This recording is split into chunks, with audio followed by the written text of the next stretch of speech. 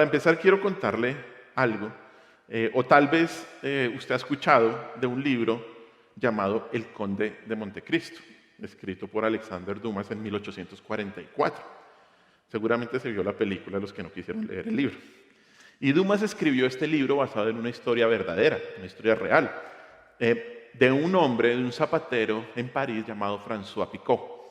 Y este hombre vivía ahí más o menos en el año 1807. Y Picot se comprometió con una mujer rica para casarse, pero 3 amigos muy celosos lo acusaron de que era un espía de Inglaterra. Y ese era el momento de la guerra entre Inglaterra y Francia, de Napoleón y todo lo demás. Y Picot fue encarcelado injustamente durante 7 años en una cárcel horrible, en una mazmorra. Y en ese tiempo, mientras él estaba en la cárcel, uno de sus amigos, dicen que el que era su mejor amigo, se casó con la que era su prometida. Qué belleza, exactamente. Durante su encarcelamiento, un compañero de prisión moribundo le dejó un tesoro, o más bien le dijo de un tesoro escondido en Milán. Y cuando Picot fue liberado en 1814, comenzó una matanza de 10 años asesinando a todos los hombres que lo habían traicionado. La mayor venganza fue con su ex amigo, que se casó con su ex prometida. Y para ello engañó a la hija de estos dos para que se casara con un criminal que luego iba a arrestar antes de quemar el restaurante de este hombre, y luego apuñaló a su ex amigo hasta la muerte. Este relato muestra pues, una historia de venganza premeditada, bien pensada y excesiva. Pero detrás de esta historia hay un pecado que es común al ser humano, y es el deseo de vengarse cuando alguien hace algo que nos perjudica o que no nos gusta. Es algo muy común en todos nosotros y se ven las cosas más mínimas de nuestra vida. Pero la pregunta sería, ¿será que tenemos el derecho a vengarnos? ¿Será que es justo a los ojos de Dios devolver el mal que nos hacen? Hoy vamos a estudiar una sección de la Escritura que nos dice lo que el Señor Jesús piensa sobre la venganza. Así que acompáñenme a Mateo capítulo 5. Vamos a leer de los versículos 38 al 42, continuando nuestro estudio de Mateo y del Sermón del Monte. Y solamente a modo de curiosidad, hace 1 año y un domingo empezamos el estudio de Mateo. Llevamos 1 año estudiando Mateo. 1 año. Se haga la cuenta, son 28 capítulos. Mateo 5, 38 al 42 dice así: Oísteis que fue dicho, ojo por ojo y diente por diente. Pero yo os digo, no resistáis al que es malo. Antes a cualquiera que te hiera en la mejilla derecha, vuélvele también la otra. Y al que quiera ponerte a pleito y quitarte la túnica, déjale también la capa. Y a cualquiera que te obligue a llevar carga por 1 milla, ve con el 2. Al que te pida, dale, y al que quiera tomar de ti prestado, no se lo rehuses. Oremos. Señor, gracias por tu palabra, que siempre es verdadera, que nunca tiene error y que siempre nos exhorta.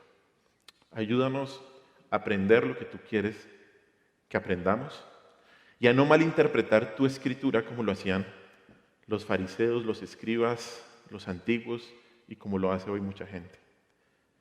Que esta palabra, Señor, sea como una espada de doble filo, que nos duela, pero que produzca vida.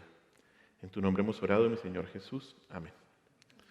No es muy cómodo, no es muy confortante escuchar lo que dicen estos versículos, porque no se concibe no responder cuando se reciben ofensas, agravios, humillaciones y que no pase nada. Es algo que no concebimos. De hecho, devolver el daño que alguien nos hace es muy común. Por ejemplo, y esto en cosas mínimas, si alguien no nos saluda, entonces ¿qué? Nosotros no lo saludamos, ¿no? ¿Usted por qué no me saludó? Si alguien no nos felicita de cumpleaños, pues no lo felicitamos. ¿Por qué no me pusieron la tarjetica en el chat de la iglesia? No. Si nos dicen algo que nos ofende, nosotros respondemos igual o peor, ¿cierto? Y eso pasa constantemente. Todas estas son maneras de venganza y las consideramos justas porque pensamos, lógicamente, no es injusto no hacer nada cuando nos perjudica. No estamos permitiendo el abuso y que éste no pare cuando no respondemos de la misma manera. Y decimos, y perdónenme la expresión, no sea bobo. Usted responda, usted hable, usted diga, usted haga. Bueno, y es que la verdad no nos cuesta vengarnos, ¿cierto? Para nada. Porque la venganza es un impulso natural del ser humano. Para el ser humano es fácil tomar represalias cuando alguien nos hace daño.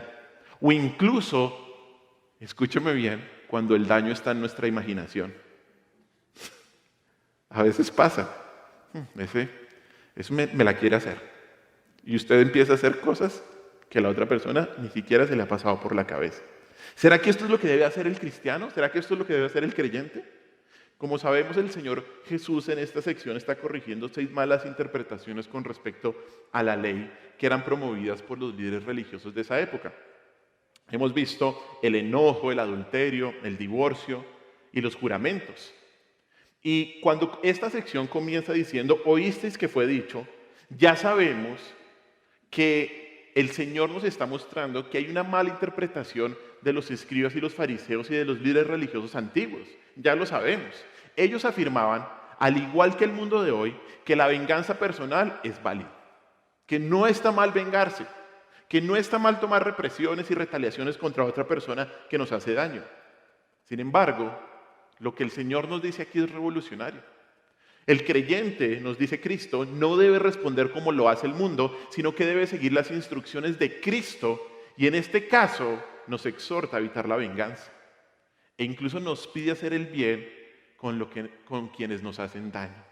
Y este es un tema difícil. Porque muchos de nosotros, seguramente a muchos de ustedes, han sufrido por injusticias. Seguramente los han humillado en sus familias, en sus casas y en diferentes momentos de sus vidas. Y cuando leemos esto decimos, ¿será que esto es lo que implica ser un seguidor de Cristo? ¿No vengarse? Hoy vamos a estudiar en qué consiste el pecado de vengarse y lo que debemos hacer en vez de vengarnos. Vamos a ver esos 2 puntos. ¿En qué consiste y lo que debemos hacer en vez de vengarnos?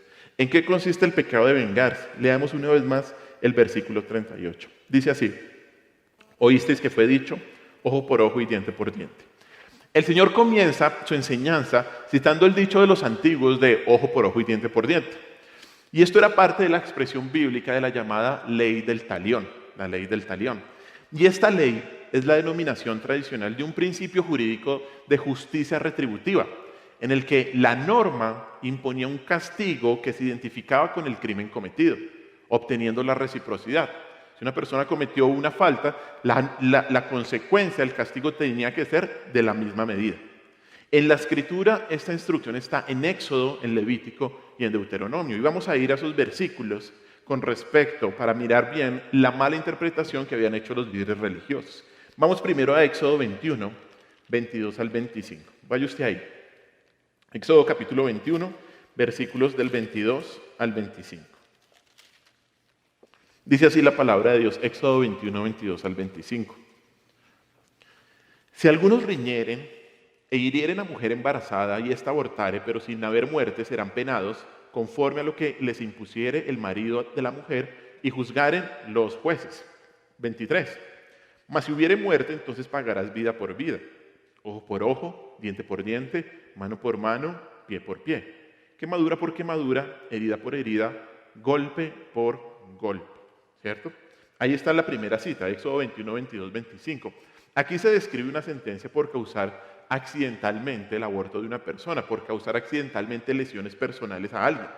La ley afirmaba que la multa que se debía pagar por una lesión personal debe ser según una valoración ¿qué? Judicial donde estuvieran involucrados los jueces, donde juzgaran los jueces, ahí dice en el versículo 22. Y luego se iba a definir la pena que tenía que pagar la persona. Y esto sugiere que la ley del talión pretendía guiar a la comunidad a buscar la justicia en vez de incitar a la persona a buscar una venganza personal. Vemos aquí claramente que quienes estaban involucrados, los jueces. Bueno, vamos ahora al segundo versículo de donde se saca esta enseñanza. Vayamos a Levítico, capítulo 24, versículo 17. Levítico capítulo 24, versículo 17 al 22. Versículo 17 al 22. Al 21. Esa está al 21. Levítico capítulo 24 del 17 al 21. Dice así: Asimismo el hombre que hiere de muerte a cualquier persona que sufra la muerte. El que hiere algún animal ha de restituirlo animal por animal. Y el que causare lesión en su prójimo según hizo, así le sea hecho.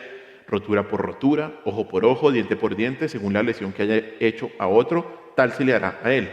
El que hiere algún animal ha de restituirlo, mas el que hiera de muerte a un hombre, que muera. Esta es la segunda parte donde vemos esta cita de ojo por ojo y diente por diente. Y aquí la instrucción, cuando usted lee todo el capítulo 24, está después de una descripción de un castigo por blasfemia, en donde todo el pueblo está involucrado para cumplir o para dar la sentencia por el crimen. Y esto también nos muestra algo importante, y es que la ley del talión, una vez más, guiaba a la comunidad a buscar la justicia en vez de permitir la retaliación personal, las retaliaciones privadas. Ese es el segundo libro, y el segundo versículo. Y el tercer versículo donde se cita eso está en Deuteronomio, capítulo 19, versículos del 15 al 21. Deuteronomio, capítulo 19, versículos del 15 al 21. Vaya ahí, por favor. Porque se cree que los religiosos de la época del Señor Jesús sacaban su enseñanza de estos tres versículos, o malinterpretaban su enseñanza. Mire lo que dice ahí en Deuteronomio 19, del 15 al 21. Dice así: No se tomará en cuenta a un solo testigo contra ninguno en cualquier delito ni en cualquier pecado en relación con cualquier ofensa cometida.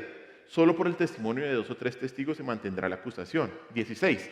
Cuando se levantare testigo falso contra alguno para testificar contra él, entonces los 2 litigantes se presentarán delante de Jehová y delante de los sacerdotes y de los jueces que hubieran en aquellos días. Y los jueces inquirirán bien, y si aquel testigo resultare falso y hubiera acusado falsamente a su hermano, entonces haréis a él como él pensó hacer a su hermano, y quitarás el mal de medio de ti. Y los que quedarán oirán y temerán, y no volverán a hacer más una maldad semejante en medio de ti. Y no le compadecerás vida por vida, ojo por ojo, diente por diente, mano por mano, pie por pie. Aquí se está aplicando la ley del talión a los falsos testigos que mentían bajo juramento durante un juicio y acusaban falsamente a una persona. La ley afirmaba que los falsos testigos tenían que sufrir la misma pena que el que era falsamente acusado tenía que sufrir, si el falso testimonio hubiera sido creído y la persona inocente fuera condenada. O sea, si un falso testigo iba a condenar a otro y se averiguaba que eso era mentira, le ponían la pena a la que el otro estaba siendo juzgado, por la cual estaba siendo juzgado. ¿Qué es lo que nos indica toda esta evidencia viendo rápidamente estos versículos donde aparece la ley del talión? Toda esta evidencia nos indica que esta ley no se ejercía de manera privada, para nada, sino que tenía la intención de que un tribunal ejerciera una forma de justicia en donde la sentencia fuera apropiada al crimen. Ese era el sentido, o ¿cómo se dice en ley? El espíritu de la ley. El espíritu de la ley. La ley era aplicada bajo la supervisión de un tribunal o de una comunidad y evitaba la venganza personal, impidiendo infligir un daño mayor, mucho mayor del que había sufrido. Los pasajes que citaban los líderes religiosos, contrario a lo que ellos afirmaban, esos líderes religiosos de la época de Jesús, prohíben la venganza personal y hacen que la persona deje que la justicia sea administrada públicamente. Claramente vemos que la ley del talión en la Escritura no pretendía justificar la venganza. De hecho, la venganza estaba explícitamente prohibida en la ley. Era una prohibición. Mire lo que dice Levítico. Vaya allá atrás de Deuteronomio en Levítico y mire lo que dice Levítico 19, 18. O sea, y esto, recuerde que los primeros 5 libros de la Biblia es la Torá, el Pentateuco, y es donde está la ley por la cual se debían regir los israelitas. Y mire lo que dice Levítico 19:18. Mis estatutos guardarás.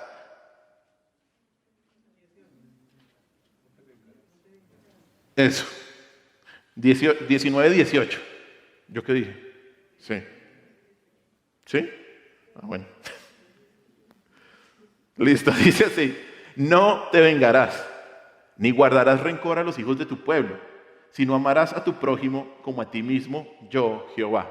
Bueno, entonces, ¿qué vemos claramente? ¿La venganza estaba prohibida? Sí. Entonces, ¿qué fue lo que hicieron los líderes religiosos? Malinterpretar totalmente la Escritura, como lo hemos venido hablando en todos estos aspectos. Por eso es que el Señor se opone a la falsa interpretación que distorsiona el principio de la ley del talión, usándola para justificar actos personales de venganza. Y esto, déjenme decirle que debió ser confrontante para la audiencia del Señor del primer siglo, cuando Él dice, oísteis que fue dicho, ya entrepone ese símbolo de interrogación a estos religiosos. Y Él le estaba negando la venganza personal, pero era muy confrontante porque en el mundo del primer siglo, vengarse por algo malo era casi una obligación. Era algo que usted tenía que hacer cuando el prestigio de alguien había sido golpeado por alguna humillación que hubieras sufrido. La pérdida del honor en la sociedad grecorromana demandaba la venganza, la exigía para poder restablecer el lugar de una persona en la sociedad. Muchos autores en la antigüedad afirmaban esto. Uno de ellos, Tucídides, que era historiador y militar del siglo V a.C., decía esto: la venganza sigue de cerca al mal y es mejor igualarlo o, si es posible, ampliarlo. Era claro que en el mundo del primer siglo uno debía ¿qué? Vengarse para mantener el honor. Por eso cuando el Señor dice, oísteis que fue dicho, no solo mostró su posición en contra de la interpretación farisaica de permitir la venganza personal, sino que causó un impacto con respecto a cómo responder cuando alguien era ofendido, humillado o perjudicado en algún aspecto. Y hermanos, nosotros no somos muy diferentes a los fariseos y al mundo del primer siglo. No somos muy diferentes. Ya lo hemos visto en otros aspectos, ¿no? Creemos que es un derecho vengarse y por eso se busca, se planea y en algunos casos se disfruta pecaminosamente. Decimos, bien hecho, se lo merecía, ¿o no? Ahí estamos todos pintados. Ahí estamos todos retratados, hermanos. Decimos eso, bien hecho, se lo merecía. Pero esto no es lo que el Señor quiere. No. La Escritura, ¿qué? Prohíbe la venganza. Vamos a Proverbios, varios versículos, vamos a ver 3 versículos ahí. Proverbios 20, 22, el primero de ellos. Proverbios 20, 22.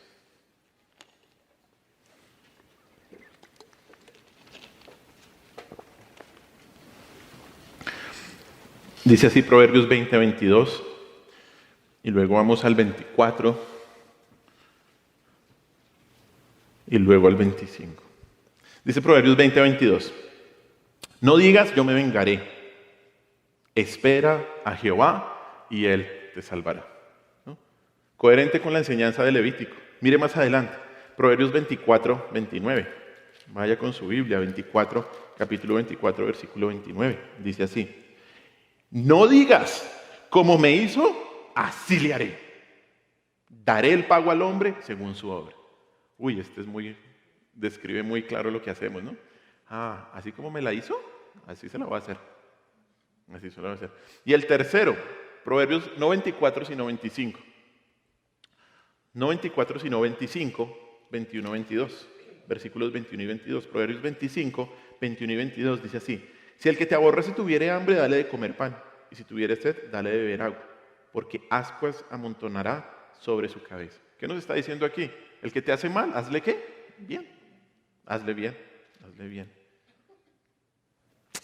Mire, la actitud correcta de una persona cuando le hacían algo malo era ¿qué? Esperar en Dios. Esperar en Dios. Obedecer este mandamiento no es fácil, Porque el ser humano tiene una tendencia natural a vengarse si lo han ofendido, ¿cierto? Ya lo hemos visto. Muchas veces cuando una persona nos ofende, buscamos desquitarnos por diferentes medios. Algunos muy radicales, pero otros muy sutiles, como no le hablo, no lo saludo y otras cosas más, ¿no? Haga su propia lista. La razón por la cual es tan difícil no vengarse y tampoco tener resentimiento y amargura es porque pensamos que se debe hacer justicia. Es que esto es ¿qué? Injusto. Por lo tanto, yo voy a hacer justicia. Y eso es lo que pensamos. Creemos que dejar pasar la ofensa sería admitir que no se hará justicia. Y no podemos permitir eso. ¿Cómo voy a permitir eso?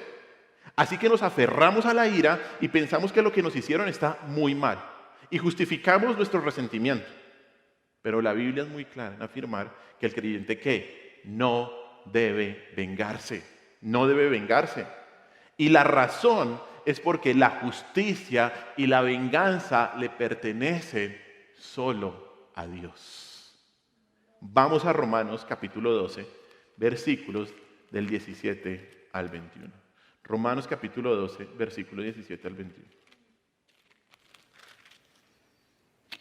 Mire lo que dice ahí. Romanos 12, del 17 al 21. Dice así, que no está ahí en nuestras diapositivas. Romanos 12, 17 dice, no paguéis a nadie mal por mal, procurad lo bueno delante de todos los hombres. Si es posible, en cuanto dependa de vosotros, estad en paz con todos los hombres. No os venguéis vosotros mismos, amados míos, sino que dejad lugar a la ira de Dios. Porque escrito está, mía es la venganza, yo pagaré, dice el Señor. Así que si tu enemigo tuviere hambre, dale de comer. Si tuviere sed, dale de beber. Pues haciendo esto, ascuas de fuego amontonará sobre su cabeza. No seas vencido de lo malo, sino vence con el bien el mal. El versículo 19 dice, deja lugar a la ira de Dios. Y dejar nuestra ofensa, la humillación que nos hicieron, a la ira de Dios, significa abandonar tu deseo de vengarte y dejar de alimentar tu dolor con sentimientos de ser maltratado, con sentimientos de resentimiento. Dejar de lado no significa admitir que no haya un gran error, no, para nada, o que no se deba hacer justicia. Lo que significa es que cuando sueltas la carga de tu venganza, Dios la va a recoger.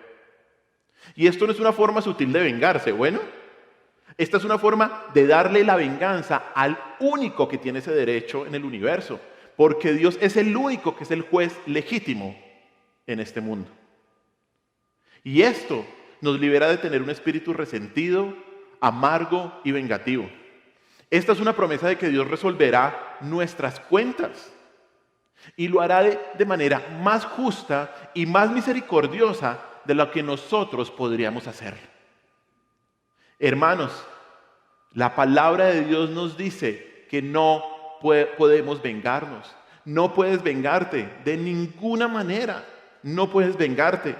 Debes dejar el asunto en las manos de Dios, porque la venganza le pertenece solo al Señor. El que te hizo daño, si es un incrédulo o se arrepiente y es perdonado aquí, o no se arrepiente y su pecado va a ser pagado en el infierno.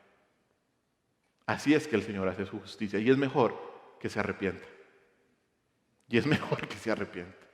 Por lo tanto, hermanos, es muy claro el mandato. ¿Cuál? No te vengues. No es ojo por ojo ni diente por diente. Vamos al segundo punto. ¿Cuál entonces es la manera que el Señor nos da para luchar contra la venganza? ¿Qué debemos hacer en vez de vengarnos? Leamos una vez más los versículos,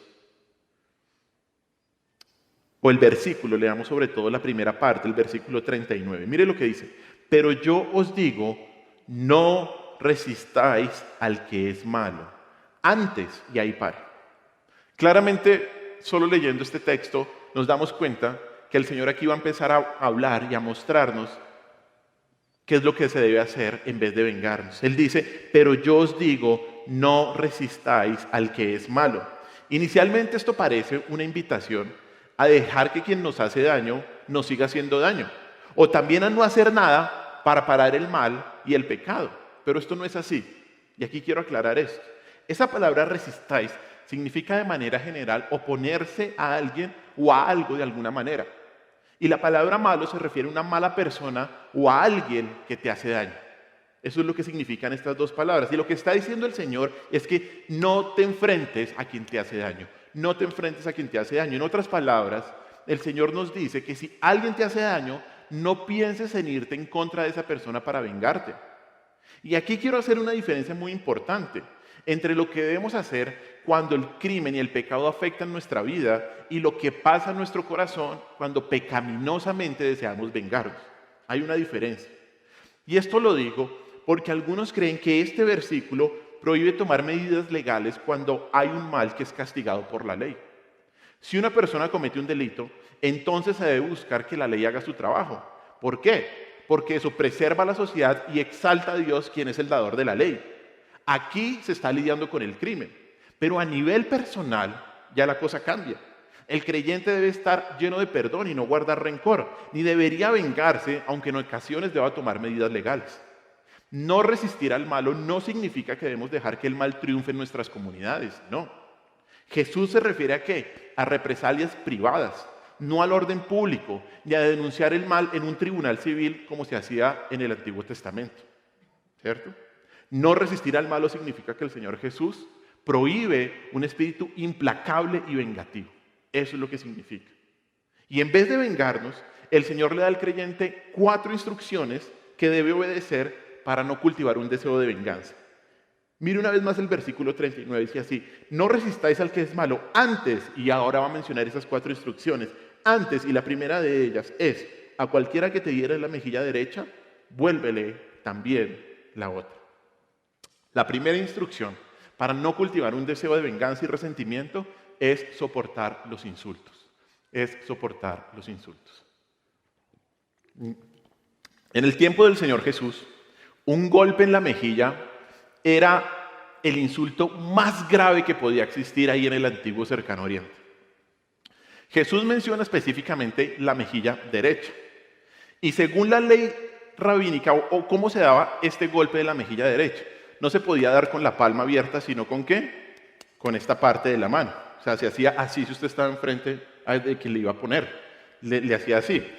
Y esta manera mostraba que era algo muy premeditado, ¿cierto? De hecho, en la ley rabínica, golpear a alguien con el dorso de la mano era 2 veces más insultante que golpearlo con la palma de la mano.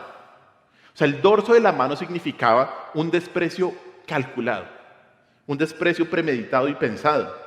Los rabinos, de hecho, enseñaban que quien lo hacía merecía una multa doble si lo hacía injustificadamente. Tenía que pagar 2 veces algo. ¿Y cuál es la salida que Cristo da cuando alguien es insultado de esa manera tan humillante? Exponer la otra mejilla. Exponer la otra mejilla. Lo que el Señor quiere decir es que cuando te degraden y te deshonren y pisoteen tu dignidad, no tomes represalias.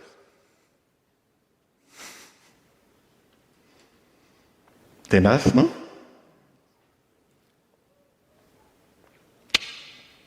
Y la pregunta es, ¿y dónde queda mi dignidad? ¿Y dónde queda lo que soy? Y aquí es importante entender que nuestra dignidad está determinada por ser semejantes a Cristo. Y nunca un discípulo es más parecido a Cristo que cuando responde a los insultos con gracia y sin vengarse, como Cristo lo hizo. Mire este versículo. Primera de Pedro 2, del 20 al 23. Primera de Pedro 2, del 20 al 23.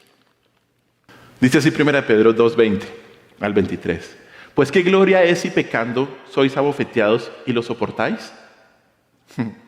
Mas si haciendo lo bueno sufrís y lo soportáis, esto ciertamente es aprobado delante de Dios.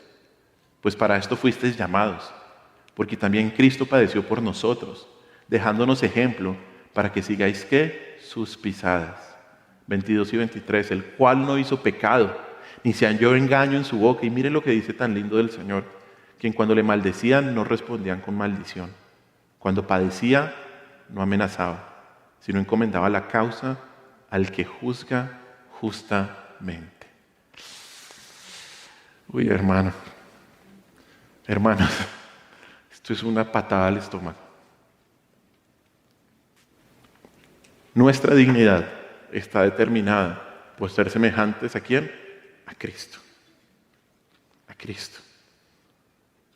Y es que esto es lo que significa morir a nosotros mismos. Llevar nuestra cruz cada día, cada minuto, cada momento. Cuando en el trabajo, y vamos a hablar algo de eso más adelante, te humillan. Cuando en tu familia te ofendan. Cuando las personas más cercanas te hagan daño. Cuando aquel que pensaste que nunca te iba a hacer algo malo, te hace algo malo. ¿Dónde queda nuestra dignidad? En la cruz. En la cruz. Y esto es muy importante de entenderlo, hermanos. Porque es que, mire, yo le voy a contar algo que me pasó esta semana. Yo estaba estudiando este tema y algo pasó en el colegio de Valentina. Y algo le hicieron a Valentina. Y yo dije, bueno, vamos a tomar acciones legales. Vamos a escribir una nota. Vamos a ir a la Secretaría de Educación. Vamos a hablar con el rector. Vamos a hacer tan. No es nada grave, tranquilo. Pero eso fue todo lo que pasó en mi mente. Yo dije, voy a demandar al papá, a la mamá de este otro niño, mejor dicho. Y después yo vuelvo a la Biblia y yo digo, y pon la otra mejilla. Y la mamá de Valentina, muy sabia, mi esposa, dijo, hija, es una oportunidad para perdonar. Si yo mejor me quedo calladito, me voy al estudio, sigo estudiando. Mire, esto es tenaz, hermanos. Y seguramente usted que es papá lo ha sufrido con sus hijos. Usted al que le hace algo a su hijo, empieza a arder algo por dentro, ¿cierto? Pero hermanos, esto lo tenemos que hacer a todo nivel, poner la mejilla, porque nuestra dignidad está determinada por Cristo. Y habiendo dicho esto, quiero decir algo también que es muy importante, muy importante. Y es que Jesús prohíbe los actos de venganza motivados por la ira y el resentimiento, pero no las acciones defensivas o evasivas, de acciones que son necesarias para protegernos de quienes nos hacen daño físicamente. Quiero darle un ejemplo. Juan 18, vaya conmigo allá. Juan 18, 22, 23. Juan 18, 22, 23. Fijo, este tampoco está ahí. ¿Sí? Es decir, Juan 18, 22, 23. Dice así. Mire lo que dice. Es en el juicio del Señor Jesús. Cuando Jesús hubo dicho esto, uno de los alguaciles que estaba allí le dio una bofetada diciendo, ¿así respondes al sumo sacerdote?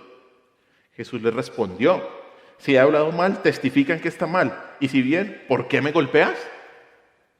¿Qué está haciendo aquí el Señor? El Señor Jesús mostró que cuando fue abofeteado, antes de sufrir en silencio o invitar a más abuso, él protestó la injusticia, ¿cierto? Él dijo, ¿por qué? Ahora, después lo mataron. Pero él protestó, él habló. De hecho, cuando vemos en varios momentos del Señor Jesús, él constantemente se apartó de ciertos lugares para evitar ser víctima de la violencia. ¿Se acuerda Lucas 4:30? Él está en la sinagoga, dijeron en contra, los fariseos dijeron, no nos gusta lo que está, lo fueron llevando al barranco y él ¿qué? Se apartó. Mire, la cachetada que el Señor nos mandó a soportar, ¿era qué? Era fundamentalmente un insulto muy humillante. Era fundamentalmente eso, un insulto muy humillante, que no causaba un daño permanente o era una amenaza para la vida. Colocar la otra mejilla no impide denunciar a aquellos que han abusado físicamente de alguien. ¿Listos? Eso es muy importante dejarlo claro. Muy importante. Porque aquí el Señor nos está invitando a una persona a que se deje pegar hasta la muerte. ¿Listo? ¿Qué es lo que nos manda Jesús? El Señor nos manda a los ciudadanos del reino de los cielos, aquellos que son pobres en espíritu, mansos, que aman la justicia, que son perseguidos por causa de Él, a no tomar represalias cuando haya insultos, cuando lo humillan, cuando lo degradan.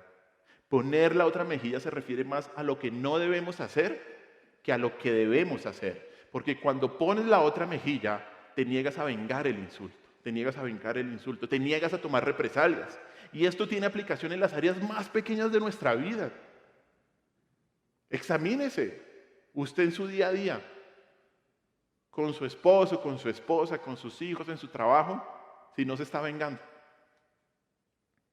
El Señor nos dice que debemos dejar de lado nuestras mezquinas formas de vengarnos. Debemos dejar de lado el tipo de vida que castiga a otros devolviéndole sus propios pecados. Solamente podemos dejarle al Señor que la venganza. Él es el único juez justo y hará justicia y lo hará de manera más justa y más misericordiosa que nosotros. Esa es la primera instrucción para no cultivar un deseo de venganza. Recibir el insulto, soportar los insultos. La segunda forma está ahí en el versículo 40. Volvamos a Mateo 5, versículo 40. Dice así: y al que quiera ponerte a pleito y quitarte la túnica, déjale también la capa. La frase "al que quiera ponerte a pleito" describe una persona que quiere hacer una demanda en los tribunales. Es alguien que quiere demandar a otro. Eso es lo que significa poner a pleito. Y al parecer en este caso, el acusador está llevando justamente al seguidor de Cristo al tribunal por una deuda económica. Y por eso le pide una túnica, le está pidiendo una túnica. La túnica era el vestido interior usado por los judíos en aquellos tiempos. En aquel entonces, un hombre pobre podía tener unas 3 túnicas, 4, y en algunas personas solo tenía una. La túnica, esa era parte como la ropa interior, aunque había algo más detrás de la túnica. El sistema legal solo permitía que se tomase la prenda de vestir menos costosa cuando había una deuda, que era en este caso la túnica. Y ese era el primer paso para pagar la obligación que la persona había dejado de pagar. Usualmente, un acusado pensaría que ponerlo en tal situación era no solo vergonzoso, sino que era injusto y una falta de comprensión de la persona que lo estaba acusando, aunque lo hiciera justamente porque esa persona era lo único que tenía, no tenía absolutamente nada más. Pero debido a que esto era lo que legalmente se debía hacer y a lo que la persona estaba obligada, el acusado haría solamente lo que los jueces le pedían. ¿Qué era qué? La túnica. Sin embargo, el Señor mandó a sus discípulos a buscar reconciliación con un oponente, yendo más allá de lo que la ley requería. Con el fin de hacer las paces con el demandante, el Señor dice ahí: déjale, ¿qué? También la capa. La capa era el vestido exterior. Venía la túnica y después venía el vestido exterior. Y era tan valiosa y tan indispensable que cuando era tomada como garantía, la ley decía que la capa tenía que ser devuelta antes de que anocheciera, porque la capa también le servía a una persona para resguardarse del frío. Era una cobija, básicamente. Mire lo que dice Éxodo 22, 26 al 27. Y recuerde que toda esta enseñanza del Señor Jesús se la está dando a judíos que conocen estos versículos. Nosotros vamos ahí porque no conocemos. Mire Éxodo 22, 26 al 27 lo que dice. Dice así, Éxodo 22, 26, 27. Si tomares en prenda el vestido de tu prójimo, sea la capa, a la puesta del sol se lo devolverás, porque solo es su cubierta, es su vestido para cubrir su cuerpo. ¿En qué dormirá? Y cuando él clamare a mí, yo le oiré, porque soy misericordioso. Para la audiencia del Señor, escuchar esto debió ser demoledor, porque sabían lo que decía la ley. Y seguramente pensaron que pasara lo que pasara, una persona tenía un derecho inalienable ¿a qué? A su capa. Era algo que no se lo podían quitar permanentemente, máximo hasta que anocheciera. Pero lo que Jesús le está diciendo a sus seguidores es que en vez de estar resentido porque tu oponente te quita la túnica, debes mostrar cuánto lamentas haber hecho algo para causarle problemas y le das ¿qué? La capa también. Y le das la capa también. Miren, hermanos, seguramente, y esto ha pasado, en situaciones de escasez, tener que pagar una deuda, como ese es el caso, de entregar una capa, puede llevar al resentimiento, ¿cierto? incluso justamente. Y puede llevar a querer vengarnos porque se puede pensar que el oponente está siendo injusto y que no entiende la situación. Y es que usted no entiende lo que me pasó. Pero aquí el Señor nos dice que debemos renunciar incluso a nuestros derechos más básicos, como los de tener una capa. Eso es lo que está diciendo el Señor. La ley decía hasta la puesta del sol. Pero aquí el Señor le dice que entrégale la capa. Entrégale la capa. Y el Señor le está diciendo a sus seguidores en esa época y a nosotros que debemos renunciar incluso a nuestros derechos más básicos, como los de tener una capa. Mire, si el dueño de la vida, si Cristo, si nuestro Dios nos manda a renunciar a un derecho fundamental, lo hacemos. Lo hacemos. Pero es que es un derecho fundamental, pastor. ¿Qué dice acá? Lo hacemos. Lo hacemos. Como creyentes, renunciamos a todo derecho por la causa de Cristo. Renunciamos a todo derecho por la causa de Cristo. ¿Qué nos merecemos nosotros? ¿Qué nos merecíamos antes de conocer a Cristo? El infierno. ¿Se merece algo usted? No. Como creyentes renunciamos a todo derecho por la causa de Cristo. Mire lo que dice Filipenses 3:7. Filipenses capítulo 3, versículo 7. Filipenses capítulo 3, versículo 7 dice así.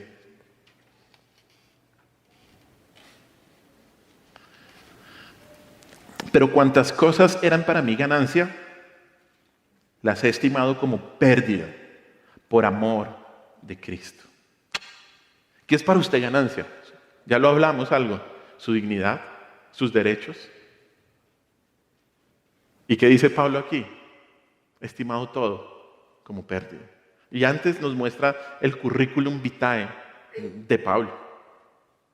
¿Y él qué dice? Renunció a todo por la causa de Cristo. Si el dueño de la vida nos manda a renunciar a un derecho fundamental, lo hacemos. El entender que dependemos de Dios y que no tenemos ciertos derechos, pues nos deja razones para no vengarnos, para no tener resentimiento en nuestro corazón. Porque si no tengo derechos, pues, ¿para qué guardo resentimiento? ¿Cierto? Es que no tiene derecho. ¿Para qué guardo resentimiento y dolor? ¿Y para qué busco vengarme? Esa es la segunda instrucción del Señor para no cultivar un deseo de venganza. Un deseo de venganza. Y es, renuncia a tus derechos. Tercero, leamos el versículo 41 de Mateo capítulo 5. Mateo capítulo 5, versículo 41 dice así: y a cualquiera que te obligue a llevar carga por 1 milla, ve con él 2. Y la tercera instrucción que el Señor nos da para no cultivar un deseo de venganza y resentimiento, es servir a quien abuse de su autoridad. Servir a quien abuse de su autoridad. Esa palabra obligue, ahí en el versículo 41, significa exigir la realización de un servicio o exigir hacer un trabajo, obligar a alguien a hacer un trabajo. Y especialmente esta palabra se refería a ser forzado a realizar un servicio público. Ser forzado a realizar un servicio público. Y aquí es una referencia a los soldados romanos porque ellos tenían derecho a exigir a un civil que llevase carga 1 milla. ¿Se acuerda cuando el Señor está llevando la cruz y le dicen a Simón de Cirene, una persona que estaba ahí, lleva esta cruz tú? Eso era un derecho allá, en ese momento. Los soldados romanos podían exigirle a un ciudadano del imperio llevar 1 milla, llevar una carga que ellos tenían por 1 milla. Y el propósito de esta ley era aliviar la carga del soldado. Pero obviamente, ¿esto qué producía? Rabia y resentimiento. Rabia porque una persona se veía obligada a dejar lo que estaba haciendo, era obligado a cumplir con la responsabilidad del soldado y además iba a llevar algo que lo iba a agotar físicamente. Además, aquellos que llevaban la carga de los soldados eran los mismos que los romanos estaban oprimiendo, ¿no? Por eso los judíos sentían un odio particular por esta ley y por los soldados que les hacían y que los presionaban para llevar sus cargas. Y ellos pensaban que es injusto. Sin duda, la mayor parte de la audiencia que estaba ahí con el Señor Jesús, que lo estaba escuchando, se había visto obligado a caminar 1 milla. Y ahora el Señor Jesús está diciendo que ve 2. Ve 2. O sea, el Señor manda no solo a soportar con alegría las exigencias irrazonables y desagradables de los soldados, sino a ir mucho más allá de lo que pide e ir, ¿qué? 2 millas.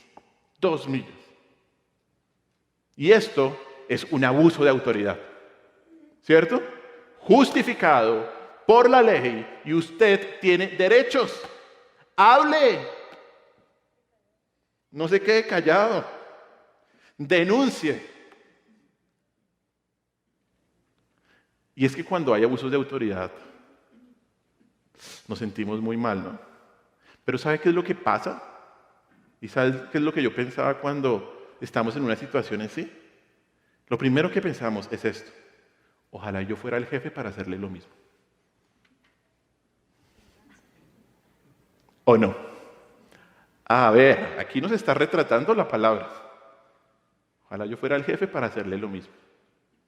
Pero la enseñanza del Señor tiene una finalidad, tiene un propósito maravilloso, y es combatir cualquier sentimiento de venganza y de rencor. Y una vez más, el Señor, ¿qué nos pide? Renunciar a nuestros derechos. ¿Para qué? Para testificar de Cristo.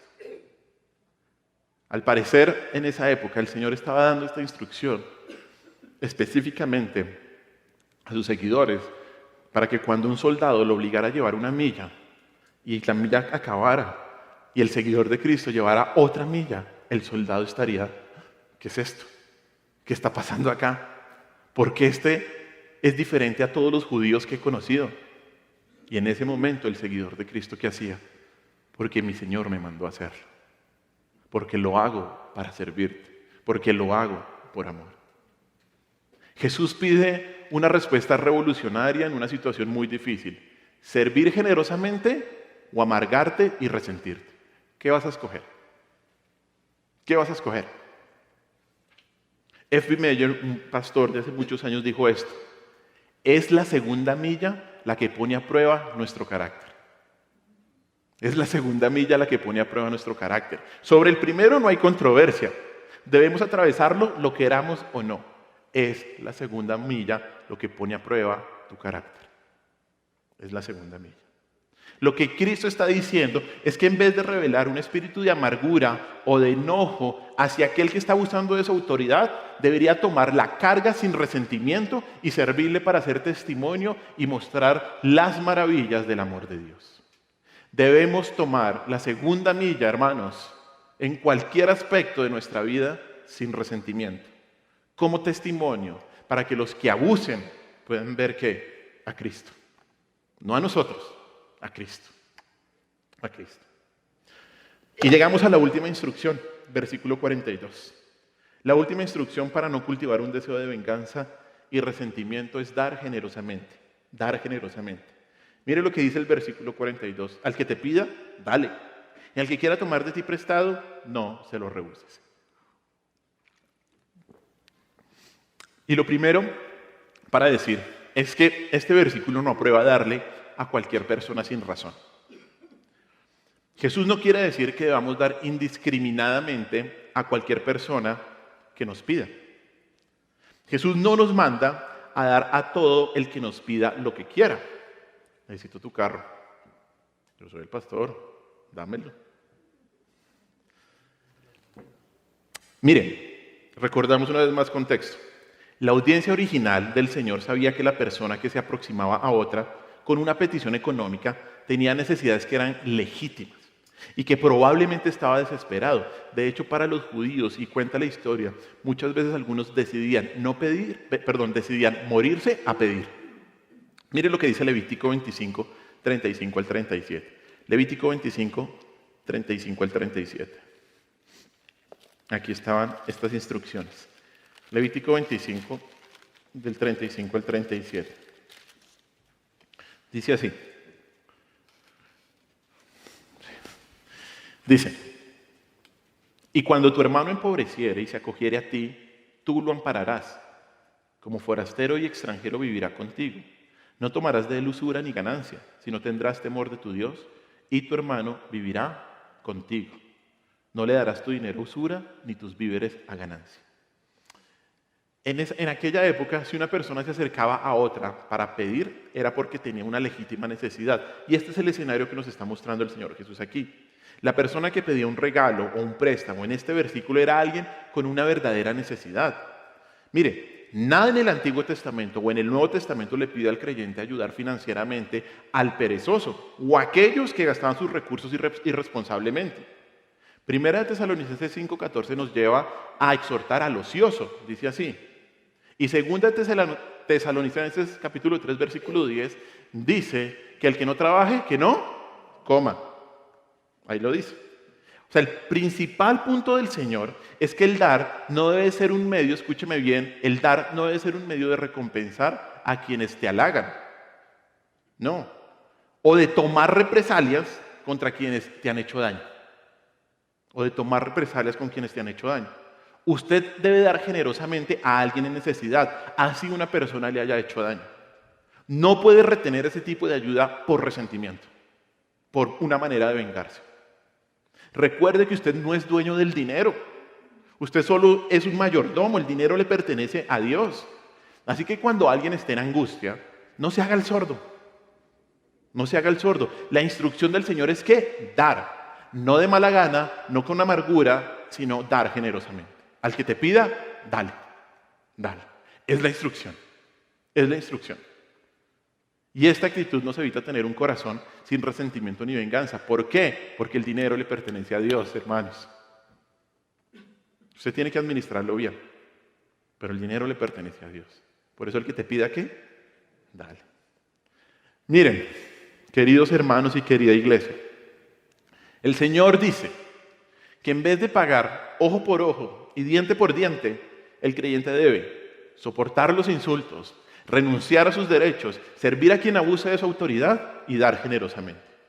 En una frase, y ya leímos algo de esto, cuando el creyente se le presente la oportunidad de vengarse, ¿debe qué? Hacer el bien. Debe hacer el bien. Siempre. Sin excusa. Mire lo que dice Primera de Tesalonicenses 5:15. Primera de Tesalonicenses 5:15. Dice así: mirad que ninguno pague a otro mal por mal. Antes, seguid siempre lo bueno, unos para con otros y para con todos. Esa palabra seguir significa perseguir, significa luchar por algo. Y el creyente debe luchar por seguir una conducta ¿qué? Buena. No solo unos para con otros, o sea, para los creyentes, sino para con todos, dice ahí. El creyente debe perseguir con todas sus fuerzas hacer lo bueno, incluso con aquellos que le han hecho mal. Ahí lo dice, que ninguno pague a otro mal por mal, que ninguno se vengue. Debido, y escúcheme bien porque es que este es el punto fundamental de todo y la razón por la cual no debemos vengarnos, la razón está en el Evangelio mismo, y es que debido a que el creyente, cuando era enemigo de Dios, le perdonó todas sus ofensas en Cristo y no le dio lo que merecía, que era el infierno, sino que lo salvó y va a ir a la vida eterna al cielo, debe hacer lo mismo y tratar con misericordia y gracia a otros cuando le hacen mal. Debe perdonar las ofensas aun cuando las personas persistan en el maltrato y hacerles el bien. Hacerles el bien. Hermanos, cuando alguien te trate mal, cuando alguien te humille, cuando alguien te cause dolor, te trate de una manera que es menos de lo que mereces, cuando alguien te quite el derecho a la dignidad, una dignidad que tienes, no tomes represalias. No tomes represalias.